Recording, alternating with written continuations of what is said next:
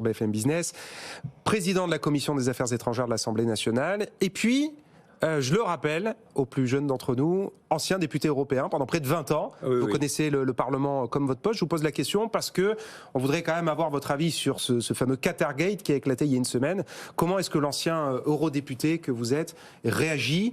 Est-ce que le Parlement européen est ouvert à tous les vents de corruption ou pas? Écoutez, je sais pas, moi je suis un peu embêté parce que j'ai été près de 20 ans député, j'ai exercé des fonctions importantes. Personne n'a jamais cherché à me corrompre. Alors en face de ça, il y a deux hypothèses. Soit l'insignifiance de mon rôle, soit la réputation de vertu qui m'entoure. J'hésite. Bon, je pencherais plutôt pour la deuxième option. Mais plus sérieusement, est-ce que vous avez vu des failles, des perméabilités tout ça c'est une opération désastreuse. Une députée socialiste grecque a été convaincue de corruption. Ce sont des vice-présidente, Oui, vice-présidente. Bah oui, ce sont des choses qui arrivent, qui sont très graves.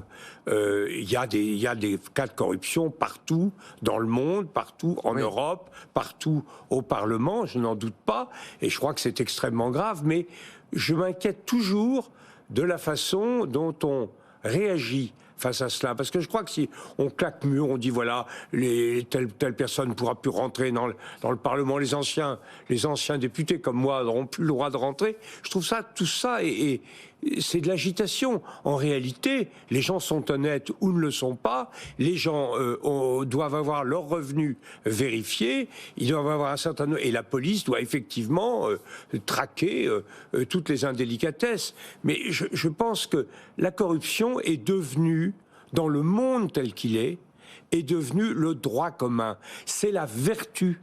C'est la vertu qui est une exception. C'est terrible ce que je vous dis, et c'est vrai. Parce que le trafic d'influence, qui consiste simplement à dire « j'ai un pouvoir et je le monnaie », c'est devenu la loi dans cette société mondiale hyper individualiste. Donc, et c'est ça le problème. Il faut que les gens retrouvent de la vertu, retrouvent une passion collective, une solidarité, et ça manque cruellement au paysage. C'est d'ailleurs c'est significatif, mais je ne veux pas les accabler, que ce soit du côté socialiste que ça se passe. Mais ils ont pas le monopole, c'est pas ça que je veux dire. Mais les socialistes, en principe, c'est le contraire de ça. Eh ben non. Il y a des gens vous avez une brillante présentatrice de télé qui arrive au Parlement européen, on lui propose des millions, elle a sans doute la tête enfarinée de tout ça. Ça ne va pas du tout. Moi, je crois que il faut se rappeler que les hommes politiques traditionnels, les Aristide Briand, les Mandel, etc., ne s'enrichissaient pas. Vous avez raison de le rappeler. Jean-Louis Bourlange, puisqu'on parle du Qatar, Emmanuel Macron a fait le choix évidemment d'aller à Doha pour la Coupe du Monde, pour la demi-finale, mais il se trouve que le même jour, il y avait à Bruxelles le sommet entre l'Union européenne et l'Asie du Sud-Est. C'est quand même un continent économiquement très important pour nous. Il n'a pas demandé à Elisabeth Borne de le remplacer, ni à Bruno Le Maire. Il a demandé à Olaf Scholz de le remplacer. C'est quand même surprenant. Est-ce que c'est un coup de com' pour montrer que finalement les relations franco-allemandes sont au beau fixe? Écoutez, les relations allemandes ne sont probablement pas au beau fixe, mais elles sont en voie très très profonde d'amélioration. Je crois que ça me paraît quand même très satisfaisant. Je pense que Emmanuel Macron avait bordé ses dossiers. Il savait que sur les points qui étaient à l'ordre du jour, il était en phase avec l'Allemagne, et il a fait confiance à son interlocuteur allemand. Moi, je prends ça pour un fait très positif.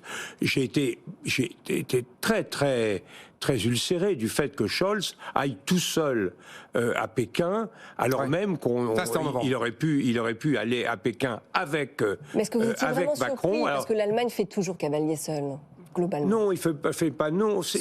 Il faut pas. Alors peut-être pas toujours, mais souvent. Il faut d'abord, tout le monde fait à un moment donné cavalier seul. L'Europe, c'est quand même très très difficile de faire marcher 27 États ensemble qui ont tous des pensées, des arrière-pensées, des intérêts à faire valoir. S'agissant des Allemands, je crois que Scholz a manifestement est traversé de vents extrêmement profonds depuis le 24 février, tout est remis en cause. Des choix allemands, et notamment des choix de son parti et de sa tendance au sein de son parti, qui était acquis, cette tendance à la relation avec Moscou, etc. Pour relancer l'économie, les 200 milliards oui, du plan allemand. Attendez, je voudrais expliquer quelque chose. Il a donc été, c'est un individu assez replié sur lui-même, il a donc effectivement joué perso, et s'est produit un phénomène à peu près fin octobre, où ils se sont dit, les Allemands et les Français, ça va pas du tout comme ça.